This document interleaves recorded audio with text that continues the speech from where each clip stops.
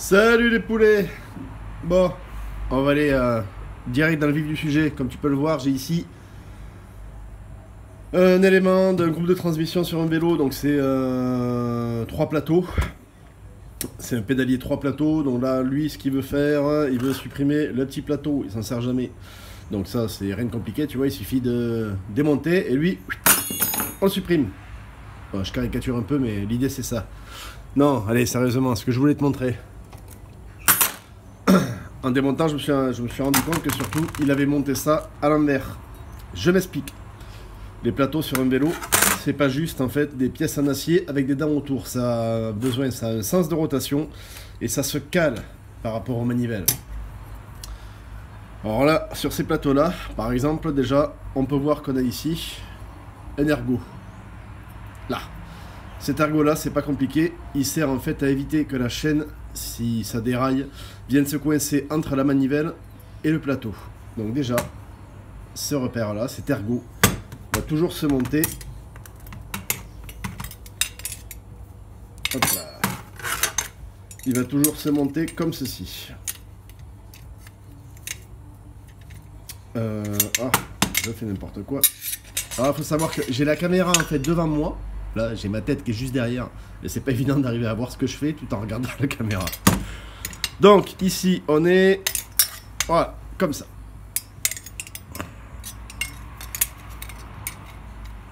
Voilà comment, lui, il faut le monter. Donc, le premier repère, qui va t'indiquer à la fois le repère de calage du plateau, mais aussi le repère de son sens de rotation, c'est notre petit ergot qu'on a ici, là. Là. L'ergot que tu as là, il se monte en face de la manivelle. Comme je viens de te dire, il sert à ce que si la chaîne déraille, la chaîne ne vienne pas se coincer entre la manivelle et le plateau. Donc lui, à la rigueur, je vais me dire, c'est assez facile, tu peux pas vraiment te tromper. Ensuite, on passe au plateau intermédiaire. Alors, le plateau intermédiaire, c'est un petit peu plus subtil. En fonction des marques, il va y avoir différents repères, différents calages. Enfin, calage non, mais différents repères. Sur ces modèles, c'est pas compliqué, on a un repère ici. On a un ergot qui dépasse. Et bien cet ergot, il faut le mettre pareil en face de la manivelle. Donc lui, en fait, il se mettra comme ceci. Si on devait lui remonter son petit plateau, et bien c'est pareil, on a aussi un repère ici. Ce repère va se mettre pareil en face de la manivelle. D'accord? Dans le cas où tu n'as pas de repère, alors, que je m'explique. Dans le cas où tu n'as pas de repère pour le calage de ton plateau, tu as ici en fait des espèces de petits rivets. Tu vois, il y en a 4. Mais si tu regardes bien, c'est pas les mêmes d'un côté et de l'autre. Il y a un côté, là, ici, ils ont été pas fraisés, je pense que c'est juste, au montage, en fait, il y a un côté qui dépasse, un côté qui dépasse pas. D'accord? Et de l'autre côté, tu vois que c'est pas la même chose. La partie la plus saillante du rivet se monte toujours côté cadre. D'accord? Donc si tu n'avais pas ce repère ici, et que tu sais pas s'il se monte comme ça ou comme ça, sans parler de calage, mais juste dans quel sens de rotation il va se monter, et ben en fait, les rivets, la partie saillante des rivets se monte côté cadre. Maintenant, si tu veux savoir maintenant comment tu le cales, c'est-à-dire imaginons que tu es un modèle où tu n'es pas ça, d'accord? Tu n'es pas ce repère-là, mais est-ce que tu vas le mettre comme ça, comme ça, comme ça, peu importe. En fait, ça tu vas le faire par rapport... tu peux avoir d'autres... Alors, je connais pas toutes les marques, hein, tous les modèles de plateau, mais il y a quand même en général, il y a toujours un repère. Et pour savoir comment tu vas le monter, en fait, c'est pas très compliqué. Tu le montes en fonction des usinages que tu as ici. Tu vois, ces petits fraisages que tu as sur le plateau, là. Ces fraisages, en fait, servent à faciliter le passage de la chaîne d'un plateau à l'autre. Ça amincit l'épaisseur du plateau. Et ça permet en fait ça va faciliter le passage de la chaîne d'un plateau à l'autre. Le plateau étant plus fin, la chaîne va elle aura moins tendance à, en quelque sorte à frotter sur le plateau. J'essaie d'expliquer ça simplement, mais le principe est là. Et en fait, ces repères, tu les fais coïncider avec le repère de ton grand plateau. Et tu remarques que par exemple sur ce modèle, si on le monte comme il faut, donc mon repère vers la manivelle, et là tu vois, je me dis, ah, j'ai pas bon. Ça se monte comme ça. Là. Et tu t'aperçois que tu as mon repère ici qui correspond avec le repère que tu as ici. C'est toujours pareil. Le but, c'est que lorsque la chaîne passe d'un plateau à l'autre plateau, et ben en fait c'est pas... Comment je pourrais expliquer ça simplement? Toutes les dents... Oh, j'ai mieux. On va prendre le petit plateau. Ce sera plus simple. Le petit plateau, si tu fais attention, toutes les dents sont pas identiques. Si tu regardes ici, on va la mettre comme ça. Tu vois que cette dent-là, elle est plus courte. Et tu as la même à l'opposé. Ici. Là.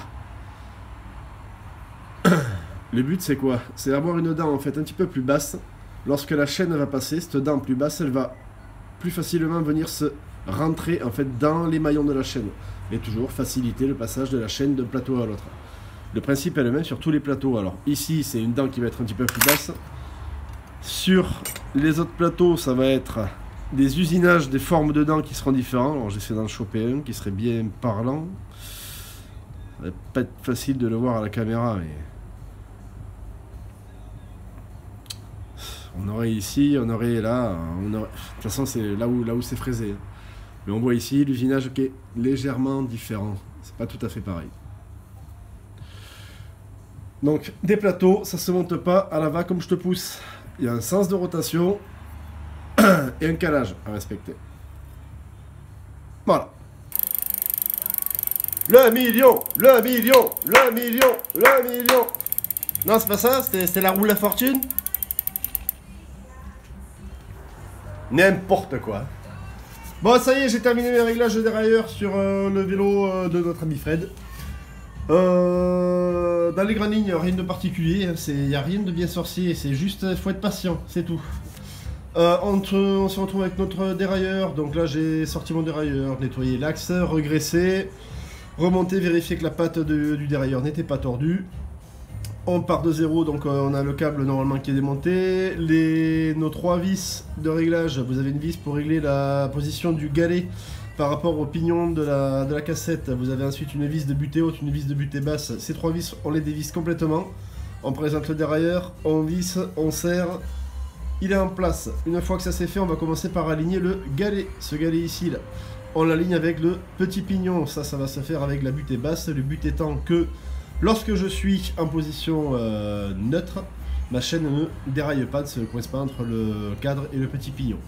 Ça va se faire avec la vis de butée basse. Ce sont les petites vis qui sont ici. Il y en a une là, une ici. Là j'ai ma vis de butée basse et vis de butée haute. Une fois que ça c'est fait, je mets mon câble en place sur ma vis de réglage ici. Je pense, c'est important ça, je pense toujours à me garder une petite marge de manœuvre. C'est-à-dire que je ne vais pas la desserrer complètement ou je ne vais pas la serrer complètement. Moi ce que je fais, je la mets en butée, je la serre à fond et je desserre de 3 tours. Je mets mon câble en place, un câble neuf. Une gaine en bon état, on vérifie qu'elle est bien en place partout. Et on met notre câble en place, on le tend à la main ou avec une pince tire-câble. Vous mettez ça en place, vous serrez. Déjà, la moitié du boulot est fait. Une fois que c'est fait, vous testez vos vitesses généralement du premier coup. Ça se peut, il est possible que ça cafouille un petit peu. Mais dans les grandes lignes, rien de bien compliqué. Dans le sens de la montée, c'est-à-dire pour passer du petit pignon jusqu'au plus gros pignon, si vous avez du mal à passer vos vitesses, vous allez devoir tendre votre câble. On le tend avec la vis de réglage qui est ici. Et on y va vraiment en douceur. Ça sert à rien de desserrer à coup de tour complet. Vous pouvez faire demi-tour par demi-tour. Si dans le sens de la descente, votre chaîne, quand elle est en haut, elle a du mal à passer du grand pignon au plus petit, il va falloir détendre. En fait, c'est un bon compromis à trouver entre un câble suffisamment tendu, mais pas trop. Donc ça, c'est juste, faut juste être patient. C'est pas compliqué, il faut juste être patient pour obtenir le meilleur passage des vitesses le plus fluide possible, dans le sens de la montée, dans le sens de la descente. Une fois que ça c'est fait, on s'occupe de la butée haute. Pour ça, on va se mettre sur le dernier pignon ici. Et on s'assure que la chaîne, lorsqu'on est en butée au niveau de la manette sur le dernier rapport, on reste en butée sur la manette, on vérifie que la chaîne ne saute pas pour aller se coincer entre le dernier pignon et les rayons. Si votre chaîne vient dérailler, eh bien vous allez serrer votre vis de butée haute pour limiter la course, la translation, on va dire, du dérailleur de la droite vers la gauche. Une fois que ça c'est fait, vous obtenez un résultat comme ceci. Là, on est bon de partout.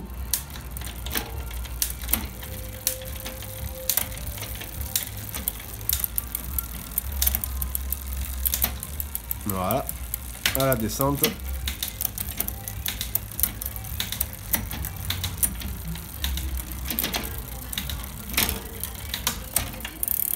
C'est magnifique.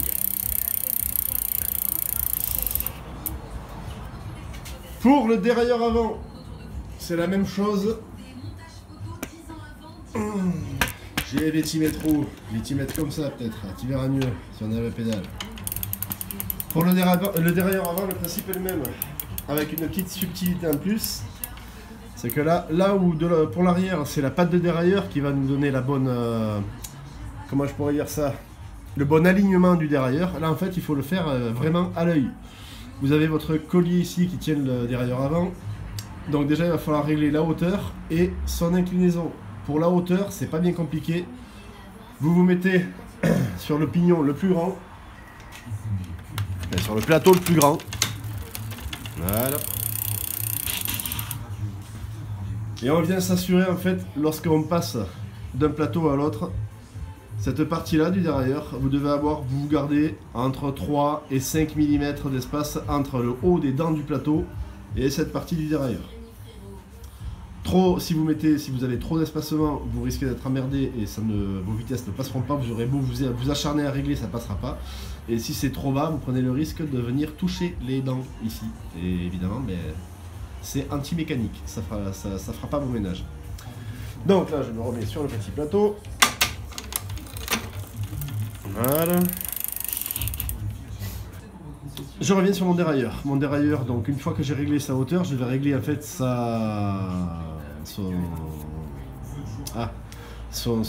je vais m'assurer qu'il soit bien dans l'axe, son alignement, voilà, c'est le mot que j'ai cherché.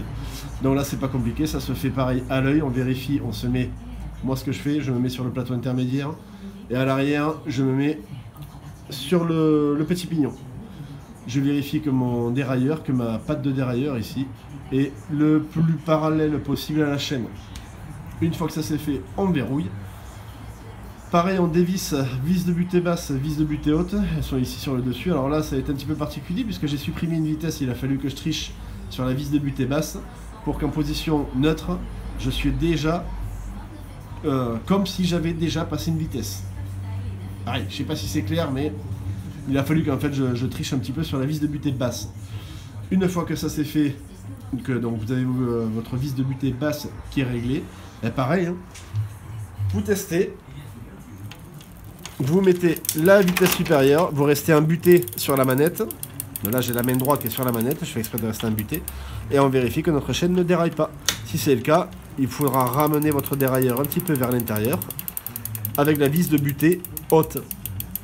Et là c'est pareil, c'est des réglages, il faut y aller, c'est petit à petit, trouver le meilleur compromis. Et les freins, on en parle un peu des freins sur le vélo? Bon, je te montre comment on fait, comment ça se règle. Bouge pas, je tourne le téléphone.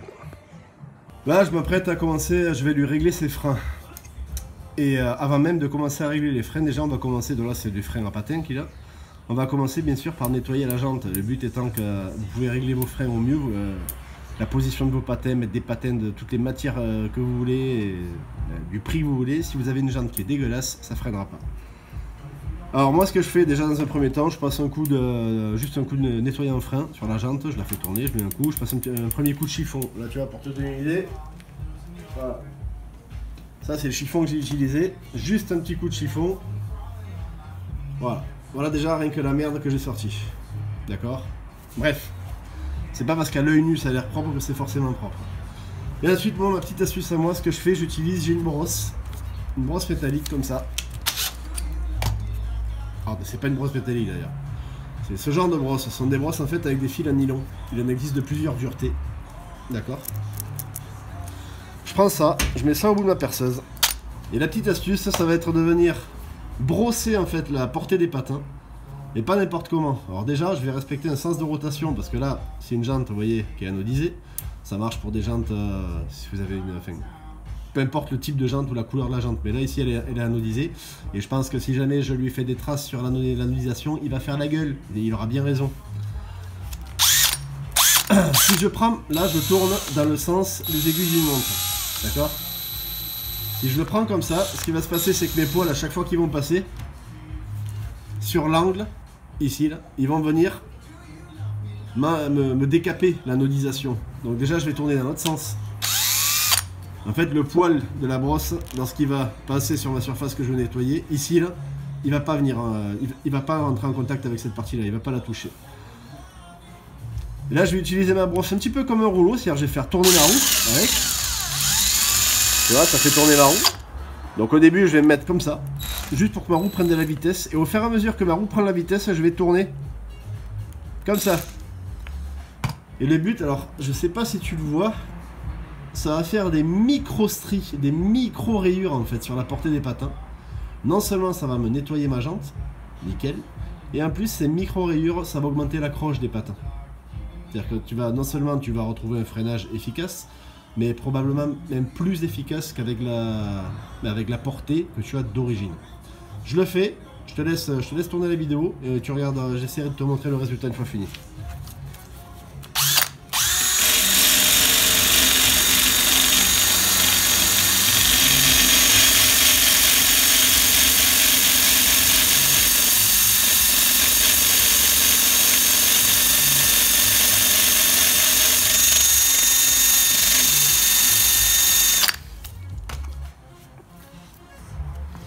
Voilà, je vais essayer de te montrer le résultat.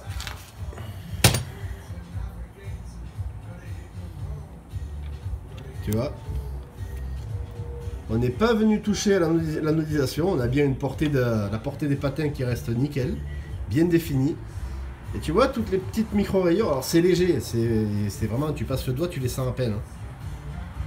Mais toutes ces petites micro-rayures que tu as, eh bien, ça va augmenter en fait la surface, la rugosité de la jante vis-à-vis du patin. Et ça démultiplie encore plus le freinage. Ça freine même mieux que l'origine. Voilà. Alors, moi, comment je fais? Tu veux la voir. Là, je travaille sur les freins arrière. Je suis en train de lui régler ses freins arrière aux petits oignons. Qu'est-ce que je fais? Déjà, je mets tout simplement un petit collier.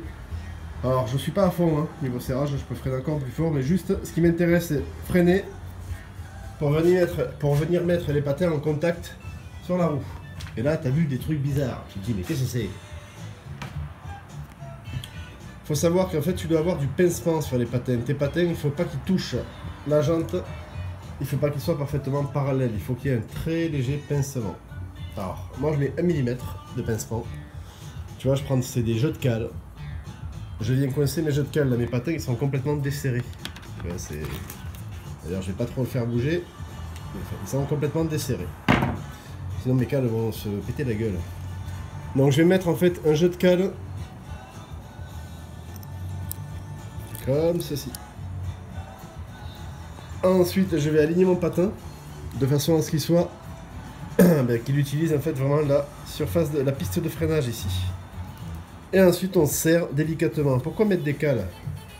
En fait ça permet tout simplement d'avoir dans le sens de rotation de la roue mon patin. Ça c'est ma roue. Imaginons que ça c'est ma roue. D'accord? Si mon patin je le mets droit, comme ça, quand je vais freiner, il va venir se plaquer sur toute la surface. Sauf que ma roue elle avance. Et ce qui va se passer, c'est que mon patin en fait il travaille.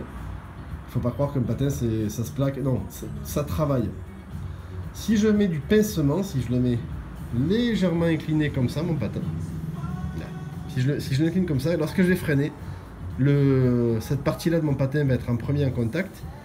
Ma roue qui se déplace dans ce sens va emmener mon patin avec, de quelques millimètres, hein, mais ça va déformer mon patin. Mon patin en se déformant, il va automatiquement venir se plaquer contre ma roue, comme ceci. Et ma petite cale que je mets ici, là, la cale que je mets ici, c'est l'espace que je laisse à cet endroit-là, là. Si je mets mes patins comme ça, quand je freine, en fait, mon patin se fait emmener et c'est l'inverse qui se passe. C'est-à-dire qu'il se fait amener, il aura tendance à se décoller de l'avant. Et ce qui fait qu'au moment où j'ai besoin d'avoir le plus de surface en contact pour le freinage, c'est là où j'en ai le moins. Le moins ou le moins? Comment tu dis, toi? Moi, je dis le moins, le moins, j'en sais rien. Donc je mets du pincement, ça permet d'avoir en phase de freinage mon patin qui va s'appuyer entièrement contre ma roue. On augmente la surface de contact et on augmente la puissance de freinage. Donc là, je vais être obligé de lâcher le téléphone parce que je vais avoir besoin de mettre deux mains. Il faut que je tienne le patin en même temps que je viens de serrer. Je fais pareil de l'autre côté et ben, je te montrerai une petite photo, ça sera peut-être plus simple. Ou une vidéo, j'en sais rien. Allez, je continue en solo. Je te dis à plus. Oh putain, je l'ai lâché trop fort, je crois.